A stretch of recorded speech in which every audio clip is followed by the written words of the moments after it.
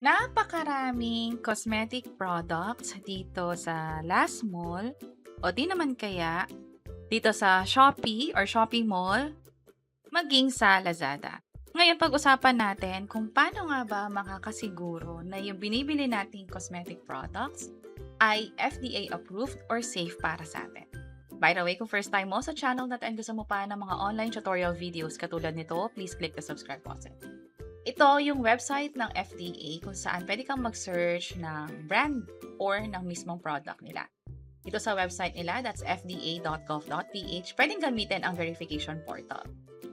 Kung gamit mo naman ang cellphone mo, ganito lang yung magiging itsura niya, and then scroll down lang sa pinakababa hanggang sa makarating sa verification portal. I-click mo lang yan at i-type dito yung product or yung brand name. And for the sake of this tutorial, lalakyan na lang natin yung view para nga naman mas makita natin ang buong buo yung magiging resulta. Ito rin yung cellphone ko. Pwede rin yung sa ibang mga platform katulad ng sa TikTok o iba pa. Pero for now, try natin gamitin yung sa Shopee at sa Lazada. Halimbawa, nag-search tayo ng retinol at may makikita tayo napakaraming produkto dito. Try natin i-search itong Lux Organics muna. Searching na siya. May mga pagkakataon na ang makikita nyo lang ay itong cosmetic product notification or cosmetic products. Pero dito, meron silang pagkain or food, meron ding drugs, meron ding cosmetic din. At sa cosmetic, napakaraming pages, 1 to 74. Ibig sabihin, kung isa-isahin mo yan, mahirapan kang hanapin yung mismong product na hinahanap mo. Also, may mga advisory din tungkol dyan, yung parang warning nila kung bawal ba gamitin or may warning tungkol sa pagbili nito.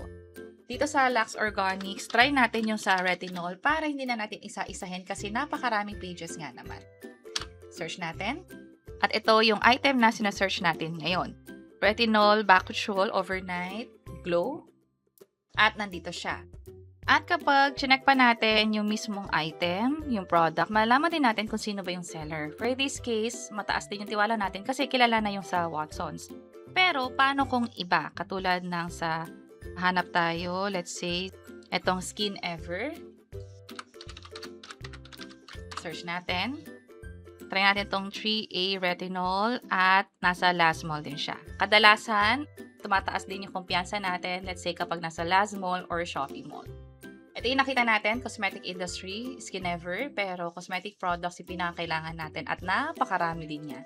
Search na lang natin yung sa 3A Retinol. Pwede rin yung sa ibang mga product katulad ng vitamin C, serum nila, or iba pang mga serum, or cleanser nila. Basically, kailangan natin i-search yung mismong product or company or brand name para makita kung FDA approved ba ito. From here, pwede nyo i-check yung details kung kailan ba mag-expire yung FDA approval na yan. Ito yung sa Last Mall. Sa Shopee naman, pag nag-search ka rin ng retinol, pwedeng iba yung maging resulta katulad nito sa Originote. Search natin. Retinol B3 din. Cosmetic product notification, 5 pages lang. So, pwede nyo isa-isahin. Pero, hindi ko siya nakikita. Instead, i-search na lang natin yung mismong product. At kapag search din natin sa Shopee mismo, nasa Shopee Mall din siya, seller ay Originote store mismo. Marami pa silang product dito na pwedeng i-double check sa FDA.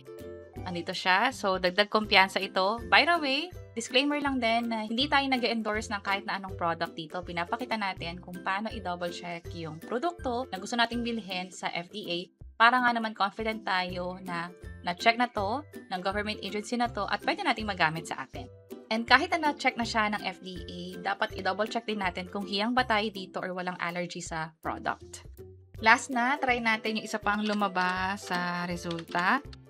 Also, makakatulong din kung i-check nyo yung mga comments or feedbacks ng mga taong nakabili na nito para sa actual experience nila. Ito yung sa Lambena, meron dito ang cosmetic product. Ito yung retinol.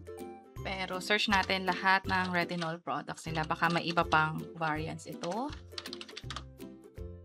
Ito siya, merong serum, eye cream, face cream, at cleanser na din. So, i-double check nyo na lang kung pasok ba dito yung product na gusto nyong bilhin. Also, may mga notifications din tungkol dito. Hindi dahil yung isang product nila ay FDA approved ay wala ng warning. For this case, may nakita tayo na merong approved products, pero meron ding notification. Buksan natin yung isang notification, which is itong FDA advisory, kung saan kapag chinek natin yung post, sinasabi dito na unauthorized cosmetic product yung isa nilang ina-offer na item. So again, yung product, i-double check nyo mismo sa FDA kung sakto, kung meron ding FDA number approval, katulad ng nakalagay dito sa bandang gilid, which is tinatawag ding registration number. And makakatulong din kung sa legit na store tayo bibili, makakatulong kung nasa Shopee Mall or Last Mall. Pero again, lahat dapat check natin hindi lang sa legit na platform, maging sa government agency na nagre-regulate nito at maging yung mga actual experience ng mga taong nakabili na rin ito. At yun yung paraan ng pag-check ng mga cosmetic products na binibili natin, mapa kahit anong platform yan. Pwedeng i-double check sa FDA para sa dagdag kumpiyansa at kasiguruhan na rin natin. Sana nakatulong to video na to. Kung oo, pakiclick ang like button at para sa iba't ibang mga tutorial videos, pwede nyo i-check ito nasa baba. Sana makatulong. See you sa next videos. Bye-bye!